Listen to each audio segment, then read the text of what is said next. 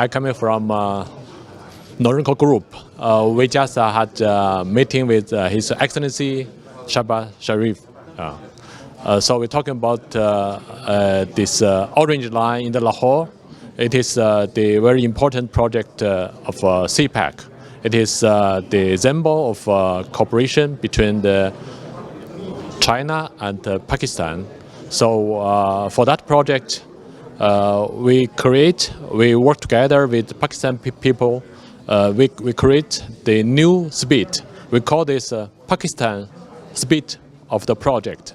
So we hope our company, Nورینکو company, will have a new project, and we will make a contribution for the construction of Pakistan. Thank you.